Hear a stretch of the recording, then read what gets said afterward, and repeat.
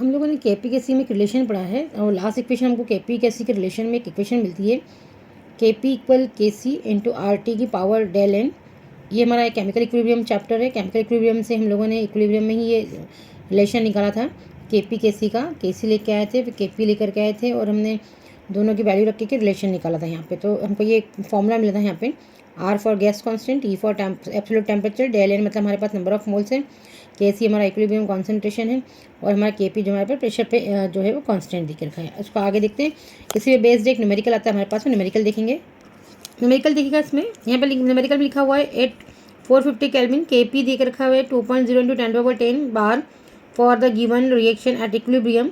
ये हमको इक्विलिब्रियम की रिएक्शन देकर रखी है। What is the KC at this temperature.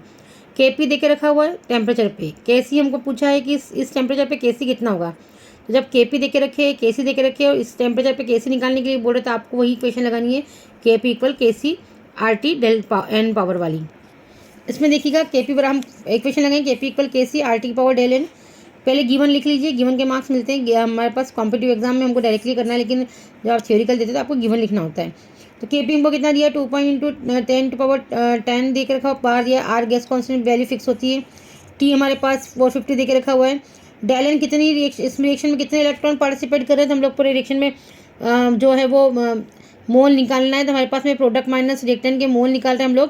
Product में हमारे पास 2 दे के रखा हुआ है, रिएक्टेंट हमारे पास 2+1 है। दोनों को सॉल्व किया हम लोगों ने, हमको कितना मिल गया, यहाँ पे -1 मिल गया। अब हमारे पास में जो है हम वैल्यू को उसको पुट करेंगे कि हमने यहाँ पे KP की वैल्यू पुट कर दी, इक्वल KC है, RT पावर लगा दी, T लगा दिया। अब हमको मालूम है कि हमको लॉ ऑफ मास एक्शन लगाना है। KC को बाहर लेके आ जाइए, तो प्रोडक्ट हमारा ऊपर चला जाएगा 2.0 × 10⁻10, नीचे आ जाएगा R हमारा और T एब्सोल्यूट टेम्परेचर आ गया। टोटल सॉल्व करेंगे, हमारे पास में यहाँ पे हमको जिसकी वैल्यू मिल रही है, तीनों को यहाँ पे मल्टीप्लाई करके सॉल्व करेंगे तो हमको मिलता है यहाँ पे 7.48 × 10 हमारे पास में यहाँ पे वैल्यू जाएगी 10⁻11 लीटर मोल इनवर्स।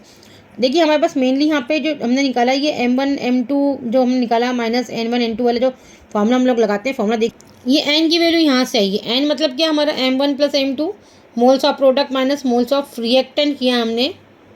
ये हमने स्टोइकोमेट्रिक कोफिशिएंट को मोल मान लिया। तो ये हमारे पास प्रोडक्ट में कितना देके रखा हुआ है, 2 दिया हुआ है ना। और हमने फाइनली इसके मोल हमको निकालना है, तो 2 रिएक्टेंट दे रखे हैं, तो 2 हमारे पास माइनस क्या हो गया, 1। इसी को हमने यहाँ पे सॉल्व किया है।